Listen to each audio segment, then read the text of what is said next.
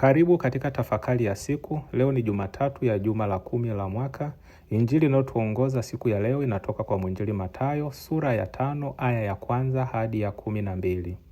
Ndugu wapendwa, katika injili ya leo Yesu yuko mlimani na anawafundisha wanafunzi wake mafundisho ambayo ndio moyo wa maisha ya Kikristo. Anawapa heri 8. Ili kuyaelewa vizuri mafundisho haya, ni muhimu kufahamu mazingira ambayo Yesu alikuwa anawafundishia wanafunzi wake. Baada ya Yesu kuwachagua mitume wake, wengi wao walikuwa wameacha kazi zao, nyavu zao na shughuli zao za kila siku ili kumfuata.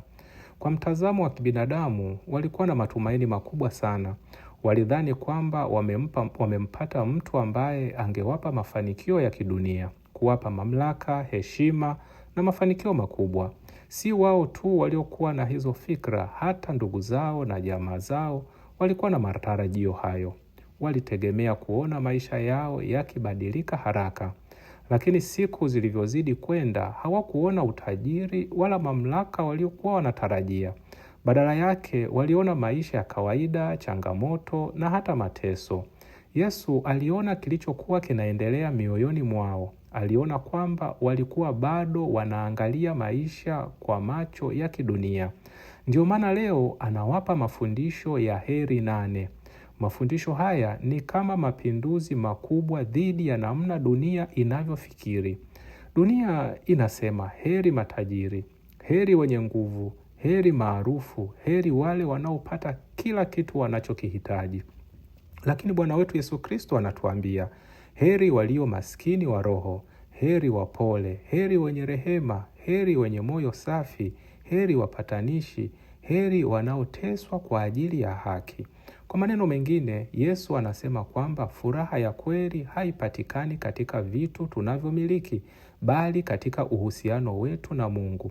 Ndugu zangu, hata leo wengi wetu tunaweza kuwa na mawazo kama ya wale mitume. Tunaweza kufikiri kwamba tukimfuata Mungu kwa uaminifu, basi lazima tuwe na mafanikio yote tunayotaka, tusipate shida wala majaribu.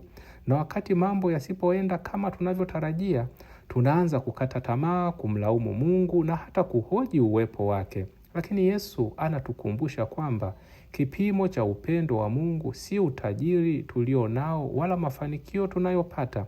Kipimo cha upendo wa Mungu ni uwepo wake katika maisha yetu. Hata hivyo, tusimuelewe Yesu vibaya. Yesu hatufundishi kwamba umaskini peke yake unampeleka mtu mbinguni.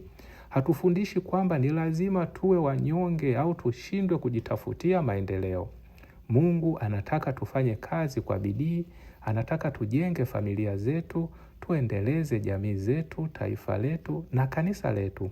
Mali si mbaya, mafanikio si dhambi, lakini heri 8 zinatukumbusha kwamba mali zisichukue nafasi ya Mungu katika maisha yetu. Kama nina mali, nimshukuru Mungu na nitumie mali hizo kwa ajili ya wema. Kama sina mali, nisikate tamaa wala kudhani kwamba Mungu hanipendi au ameniacha. Kama ninapitia majaribu, nisianze kumlaumu Mungu na kumtilia shaka. Kama ninateseka, nisifikiri kwamba nimeachwa na Mungu. Heri 8 zinatufundisha kuwa na moyo wa unyenyekevu, imani, uvumilivu na matumaini hata katika changamoto za maisha. Leo Yesu anatuuliza, furaha yangu ipo kwenye nini? Je, kwenye mali, cheo na mafanikio ya dunia au katika Mungu? Tuombe neema ya kuishi heri 8 kwa sababu hizi ndizo katiba ya maisha ya Kikristo na njia ya kufikia katika furaha ya kweli hapa duniani na uzima wa milele mbinguni. Akubariki na kukulinda Mungu Mwenyezi, Baba na Mwana na Roho Mtakatifu. Amina.